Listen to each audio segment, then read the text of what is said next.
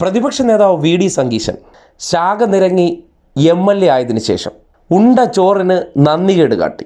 ആ നന്ദികേട് കാട്ടുമ്പോൾ സ്വാഭാവികമായിട്ട് വിളിച്ചു പറയില്ലേ?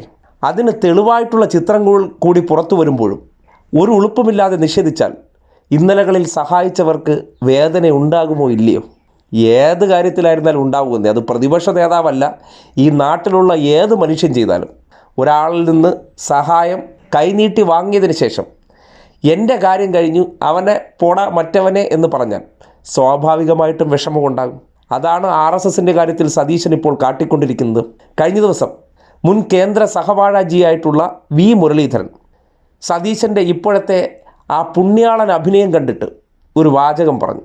കേട്ടെ. സതീശൻ എന്നു മുതലാണ് ഈ RSSനെ പറ്റിയിട്ട് ഈ അയിത്തം തോന്നി തുടങ്ങിയത് എന്ന് എനിക്കറിയില്ല. 2006 പറവൂരിൽ മനക്കപ്പടി സ്കൂളിൽ സതീശൻ പരിപാടിയിൽ പങ്കെടുത്ത് ഗുരുജി ഗോൾവാൾക്കറുടെ പടത്തിന് മുന്നിൽ നിലവിളക്ക് കൊളുത്തുന്ന ചിത്രം, ആ ചിത്രത്തിൽ വന്ന വി.ഡി. സതീശൻ തന്നെയല്ലേ ഈ വി.ഡി. സതീശൻ? അതിന് വേറെ വി.ഡി. സതീശനായിരുന്നു എന്ന് എനിക്കറിയില്ല. മാത്രമല്ല 2013 ഇതേ തൃശ്ശൂരിൽ ഭാരതീയ വിചാര കേന്ദ്രത്തിൻ്റെ ജില്ലാ സമ്മേളനത്തിൽ പങ്കെടുത്തതും ഇതേ വി.ഡി. സതീശനല്ലേ? അപ്പോൾ ഈ ചിത്രങ്ങളൊക്കെ പൊതുമധ്യത്തിലുണ്ട്. അന്നൊന്നും RSSനെ കുറിച്ച് സതീശൻ അയിത്തം ഇല്ലായിരുന്നല്ലോ. ഇപ്പോൾ പുതിയ അയിത്തം എന്നു മുതൽ തുടങ്ങിയതാണെന്ന് എനിക്കറിയില്ല. കേട്ടല്ലോ.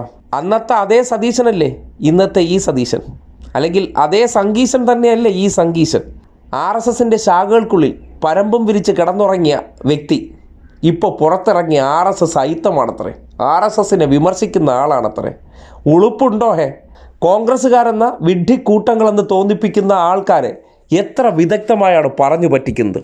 ഇയാൾ RSSകാരനെന്നും ഇയാളുടെ RSS ബന്ധത്തെക്കുറിച്ച് ചിത്രങ്ങൾ പുറത്തുവിട്ടത് CPM അല്ല, അത് RSSകാർ തന്നെയാണ്. എങ്ങനെ അവരുടെ കൈവശം ഈ ചിത്രങ്ങൾ വന്നു? എന്തായിരുന്നു ഇവർ തമ്മിലുള്ള ലോഹ്യം?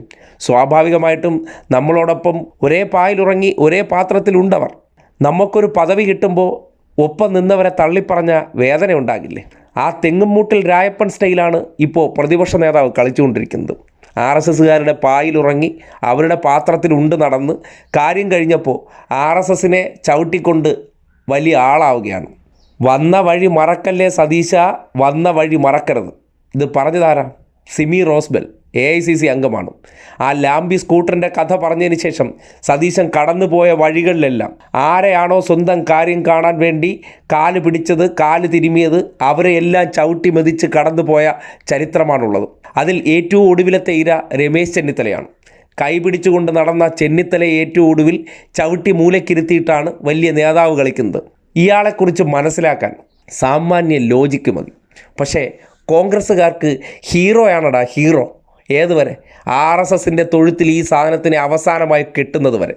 അതിനുശേഷം ബോധ്യപ്പെടും. മുഖ്യമന്ത്രിയാകാൻ വേണ്ടി ഒരു കപടം നടത്തുന്ന രാഷ്ട്രീയ നെറുകേടുകളായി ഇതിനെ ചരിത്രം അടയാളപ്പെടുത്തുമെന്നുള്ള കാര്യത്തിൽ ഒരു സംശയവുമില്ല തന്നെ.